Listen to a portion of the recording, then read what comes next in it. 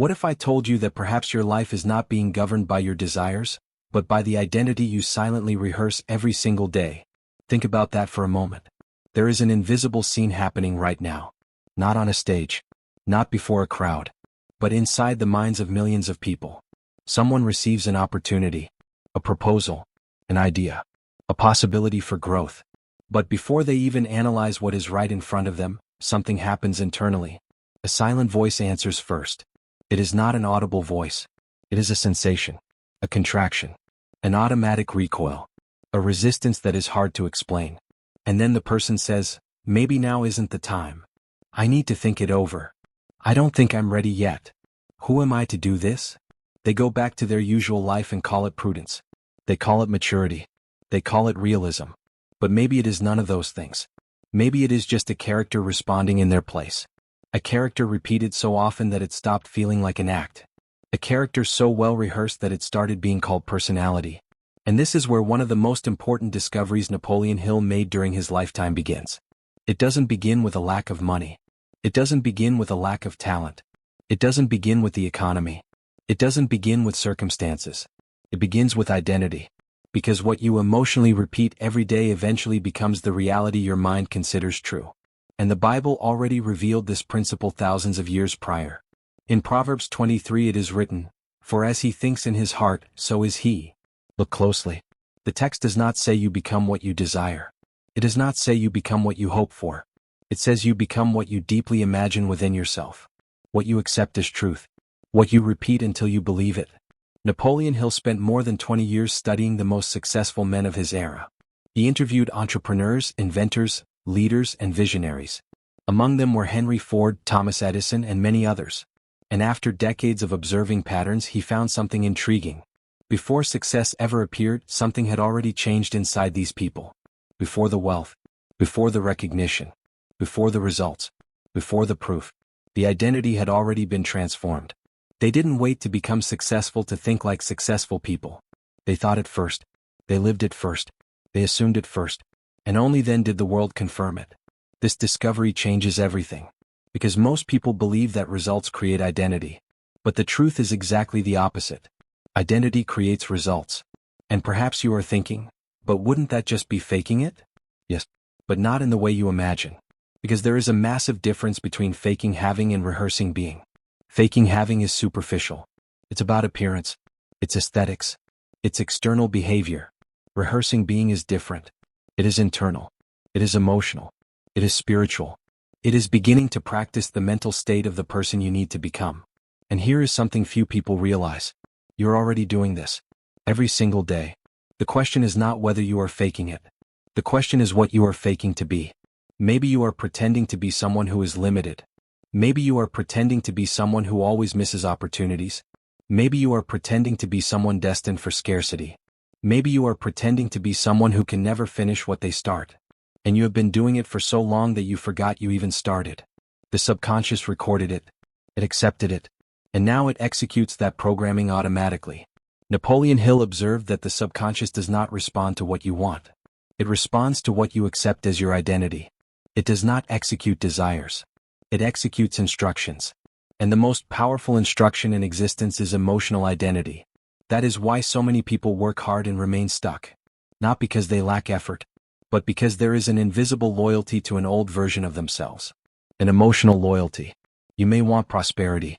But if emotionally you still believe you don't deserve to prosper, your mind will create resistance. You may desire abundance. But if your identity remains associated with scarcity, your behavior will continue to serve scarcity. And here enters a story that perfectly illustrates this principle. For years Bob Proctor lived an ordinary life. He was in debt. Without direction. Without prospects. His income was limited. His vision of himself was too. Until one day someone handed him a copy of Think and Grow Rich. He began to study Napoleon Hill's teachings. But there was a difference. He didn't just read it. He applied it. Bob realized that his problem wasn't financial. His problem was identity-based. He was emotionally conditioned to see himself as someone limited. And he decided to change that. Every day he began to visualize a new version of himself. Not just someone wealthy, but someone who thought differently. Someone who made different decisions. Someone who believed differently. At first it felt strange. artificial, uncomfortable. But he kept going. And here is the most important detail. He kept going even when it didn't feel real. Because every true transformation feels fake at the beginning. The new identity always clashes with the old one. That is exactly why so many people give up. They interpret the discomfort as a sign of error. But discomfort is a sign of installation. When an old paradigm is being replaced, discomfort is inevitable. The Bible describes this process in an extraordinary way. Romans 12 declares, "Be transformed by the renewing of your mind." Not by the renewing of circumstances. Not by the renewing of the environment. Not by the renewing of the people around you. By the renewing of the mind. First inside, then outside. First invisible, then visible. First identity, then reality. And perhaps now you are beginning to realize something important. The problem was never a lack of opportunity. Maybe it was a lack of alignment between what you desire and who you believe you are. Because the universe responds to identity. Life responds to identity. Decisions respond to identity.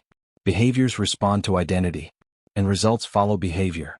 Jesus taught something extraordinary when he said, "All things are possible to him who believes." Notice, he didn't say to him who hopes. He didn't say to him who desires. He said to him who believes. Because belief is identity. Belief is what you accept as true about yourself. And what you accept as true transforms into direction, into energy, into action, into results. Now, I want you to do an exercise. Close your eyes for a few seconds. Imagine the strongest version of yourself. Don't imagine the house. Don't imagine the money. Don't imagine the applause. Imagine you. Who would you be? How would you walk? How would you respond to a problem? How would you react to criticism? How would you handle an opportunity? How would you speak to yourself after a failure? This is true visualization. Not visualizing things. Visualizing identity. Because when identity changes, everything begins to change with it. Napoleon Hill used to say that success begins with the mastery of one's own mind. But there is a deeper reason for that. The mind is the field where identity is constructed. And what is constructed repeatedly eventually becomes automatic. Modern neuroscience confirms this principle. The more you repeat a mental pattern, the stronger it becomes. New neural connections are created. New pathways are established. New responses become natural. The brain learns what you repeat. And the subconscious accepts what you feel. That is why emotional repetition is so powerful. It is not enough to repeat words. You must feel them. It is not enough to declare. You must embody it. It is not enough to desire. You must assume it. This is exactly why so many people spend years desiring something without experiencing transformation. They desire it, but they don't assume it. They want it, but they don't embody it. They ask for it, but they don't believe it. And reality continues to reflect the old identity. Maybe today is the day to break that cycle. Maybe today is the day to abandon the character you never consciously chose. The character born from criticism, from comparisons, from failures, from fears, from limitations, and begin to rehearse a new identity. An identity aligned with what God placed inside you. Because there is something you need to remember. You were not born to live trapped by the smallest concept of yourself. You were not born to serve fear. You were not born to remain loyal to a limited version of your story. You were created to grow, to expand, to develop the talents you received, to multiply what God placed in your hands. And every transformation begins when you assume this internally, before the results, before the evidence, before the validation, before the applause, because identity comes first, always. So, I want you to make a choice right now, not tomorrow, not when you are ready, not when everything looks perfect. No, choose who you are going to rehearse from this moment forward. Choose which identity will receive your emotional loyalty. Choose which version of yourself you will strengthen daily. And then practice. Repeat. Feel. Embody. Allow this new identity to become familiar. Because what feels strange today will feel natural tomorrow. What requires conscious effort today will be automatic tomorrow. What is a rehearsal today will be identity tomorrow. And what is identity tomorrow will ultimately turn into destiny. Remember one final truth. Before David became king, he had to think like a king. Before Joseph governed Egypt, he had to keep believing in his purpose while inside a prison. Before any great external transformation existed, an internal transformation happened first. It has always been this way. Will always be this way. Therefore, do not wait for reality to confirm who you are. Become it first, and let reality catch up. Because when identity, faith, and action walk together, something extraordinary happens. Life begins to respond. Opportunities begin to appear. Decisions change. Behaviors change. Results change. And what once seemed impossible begins to feel inevitable. The final question is not whether rehearsing a new identity works. The question is, are you willing to abandon the old character to discover who you can truly become? Because if the answer is yes, then perhaps this is the exact moment your new story has begun.